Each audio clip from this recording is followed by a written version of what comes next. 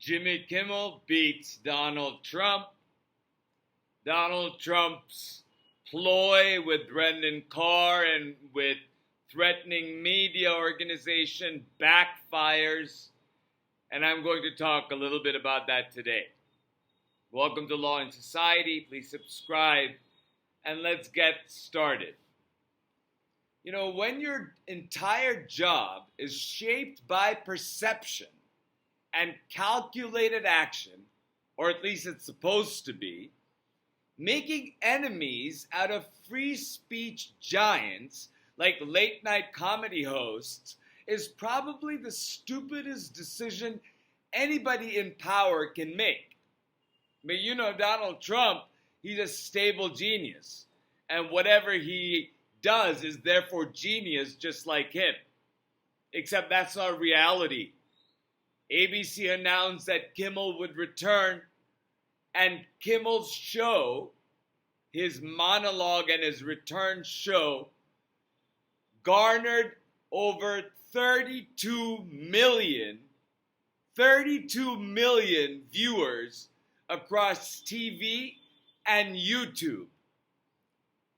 Usually, Jimmy Kimmel's episodes get viewership of about 1.42 million people per show, but this one on TV was over 6 million, and then it was 26 million on YouTube, and I'm sure it's going to keep on growing. And that shows you the power of collective popular uprising when the cause is right. Meanwhile, we should all hold fast. We should know your rights. We should learn our rights. Get a copy of the Constitution and the Bill of Rights and the other amendments and read them. They're not very long. You have the right to free speech, and the government cannot take that from you. You have privacy rights that the government cannot violate without probable cause or reasonable suspicion, depending on the circumstances. ICE and DHS cannot enter your home or workplace without a warrant, whether judicial or immigration warrants are required, if they are entering into private establishments. And out in public place, carry your IDs with you and record everything.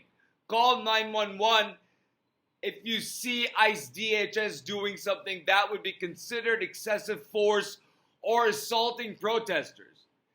Keep speaking truth to power. Your voice will join millions of others, and that noise will move mountains. And we saw that with Kimmel. And we have to use that voice and join to help everybody who is in a position where they are being silenced by legacy media and mainstream media. You know, social media personal and commentator Christopher Webb said on Blue Sky that speaking of voices under attack can be just as loud about black journalists and comedians who are silenced even by our so-called liberal outlets. And he lists the names with MSNBC, and I didn't really understand it. I didn't understand why MSNBC would get rid of Joy Reid or Tiffany Cross. And so, you know, Christopher Webb lists the names of Joy Reid, Don Lemon, Melissa Harry Perry, Tiffany Cross, Jamel Hill, Mark Lamont Hill, Karen Attiah, and Amber Ruffin. And I am going to add Mehdi Hassan to that list. He's not black, but he's of color. And, you know, we are seeing that even liberal legacy media is trying to steer away from the diversity that it barely had to begin with and whitewashing American media. But I think the silver lining to this cloud is the fact that this is creating independent media. You know, great influencers like Joy Reid is now on Substack and on the internet, and she is growing exponentially. And people like Jim Acosta, they're growing exponentially. And Mehdi Hassan, he's growing exponentially.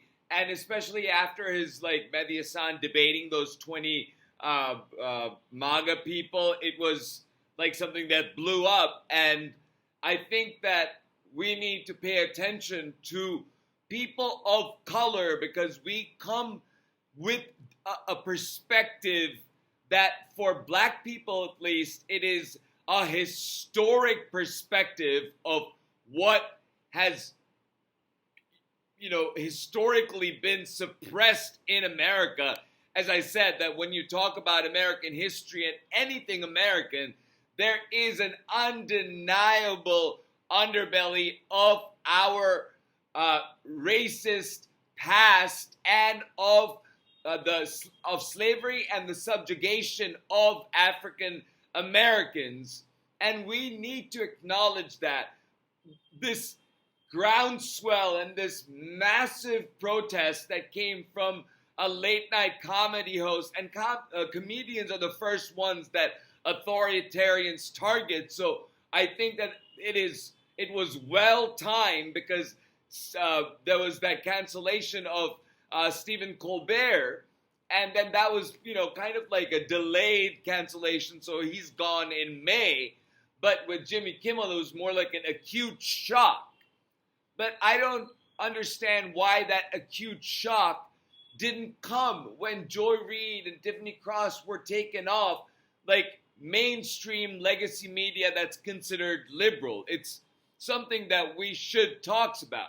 We should talk about, and we should talk about it, especially more so because Donald Trump, at first, this whole thing about Jimmy Kimmel was about, you know, business. ABC's, you know, late night is not getting as many viewers, which is not true to begin with. But even if you follow that false premise, Donald Trump completely shattered that when he comes out and attacks Jimmy Kimmel and ABC again after Jimmy Kimmel's show is restored, and looks into going after ABC for that reason.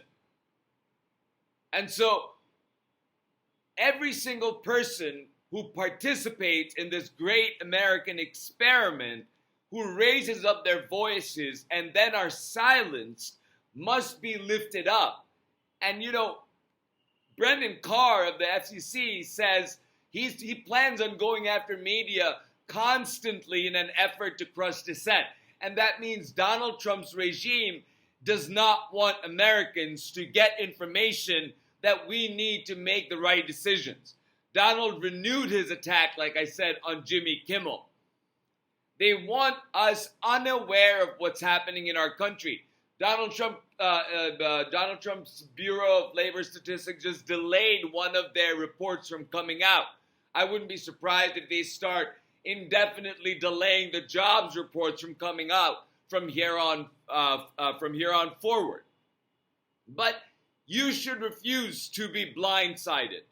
And because the backlash from canceling, and it's ironic that people like MAGA and Donald Trump, who have historically complained about being canceled, are the ones who are going around intimidating media companies into canceling people of influence who are diverse in their perspectives and in their personal identities. And so we have the power of the internet and of independent media sources. YouTube is replete with highly reliable journalists like Joy Reid. And, you know, I follow Joy Reid, I follow Jim Acosta, I follow Heather Cox Richardson, Brian Tyler Cohen, Charlie Sykes, The Bulwark, Wajahat Ali, Katie Couric, Glenn Kirshner, and I mean, the list goes on, Preet Bharara, Then there are the comedians, Stephen Colbert, Jon Stewart, Jimmy Fallon, Jimmy Kimmel. You talk about the Contrarian, Midas Touch. These are independent media outlets. Christian Amanpour is on YouTube talking and communicating what's happening in America. Pod Save America, obviously one of the big ones. You have New York Times as independent media because New York Times Business is reporting. And I'm reading this out from the list of people that I listen to and I share. And I also sometimes listen to Joe Rogan's show and Andrew Schultz's show if they have guests whose perspectives I find important. I'm sure that other people watch every show. I'm not like that. Then there's Katie Fang, there's Rick Wilson, there's Midas Touch's Legal AF, there's Mehdi Hassan Zateo, there is Malcolm Nance, Kara Swisher, Professor Galloway, then there's senators on YouTube. I follow Senator Bernie Sanders and Senator Adam Schiff. There is Senator Cory Booker, BBC News. These are all the things that I look at when I'm looking at politics and in on YouTube, So I am not restricted by that cable regimen of what is being showed to me. I go out and I look at videos and channels that, from big and small, like Tennessee Brando. And then there are other smaller YouTubers like, and he's not new, but he's new to YouTubing, is Adam Barkomenko. And then there's Michael Steele. Then of course, you follow Kathy Griffin. And then it's all over the place. Senator Patty Mary, Robert Reich, Dr. Joanne Friedman. I said, Heather Cox Richardson. That's something that I read every single day, Letters from an American. It's a huge resource, and its references allow you to go into the stories provided in each of the letters. So I encourage you to go to those sources. And I want to say at this point that just because Jimmy Kimmel is back, as Jimmy Kimmel says that, it's not about the show. It is about having shows like this, living in a country where shows like this are allowed to exist. And that is still under attack. That is still under attack by Donald Trump and Brendan Carr in a very brazen, naked way. And they're not trying to hide it. They're going after media despite the fact that public protest brought Jimmy Kimmel back. And that protest has to sustain. That is our job. It is our job to make sure that we know our rights, as I said earlier. And as we know our rights, that we also acknowledge that those rights are bestowed on other people just the same. So we have a right to assembly, we have a right to free speech, we have a right to peaceful protest, we have a right to privacy in our homes, we have a right against government intrusion unless there is probable cause or in the immigration cases, reasonable suspicion. These are our rights. We have the right to due process of law, right to fair trial, right to counsel. All of those are our basic rights. And that's why I implore you to buy, or if you have a constitution, go back and read it and read the amendments. And with that, thank you for listening. I've gone on long enough. And Jimmy Kimmel beat Donald Trump, but it was also us that beat Donald Trump. Don't forget that. And that us includes everybody of every shape and color and creed and sexuality and marginalized group. We have to lift up transgender voices. We have to talk about people of color. We have to talk about the African American community specifically because of the history that we have.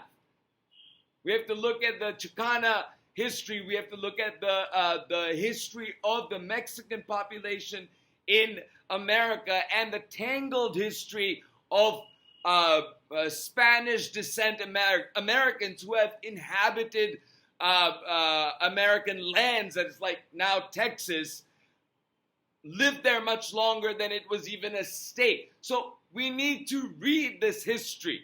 We need to know the history of the ugliness that our country has already partaken in, so we don't repeat those mistakes. But we are repeating those mistakes because Donald Trump wants to keep us ignorant.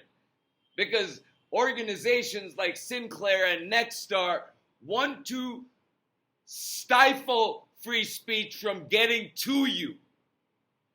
And I think that is a shame. And I believe that is where technology helps us. That is where independent media comes into play and buttresses the fourth estate and the information ecosphere. And while there is a huge digital online imprint that the far right has right now in the digital ecosphere, I hope and I believe that that will increase in time in the left as well. And it is getting bigger and bigger and bigger on the left because we gave too much of our trust to legacy media. We gave them too much of our trust with the faith that they would uphold our basic constitutional principles. But they have bowed down and they have carved out their organizations because of profitability and because they have kowtowed to Donald Trump because of profitability and cut out people like Joy Reid, Jim Acosta, and others, Mehdi Hassan and others from the mainstream conversation so as to whitewash what the American people get unless they go out and search for independent media. And I think that's an important thing for us to keep in mind as we go out and find information. I hope you will make use of all the names that I spouted, or you have your list of favorites that you go to. Feel free to share them in the comment box.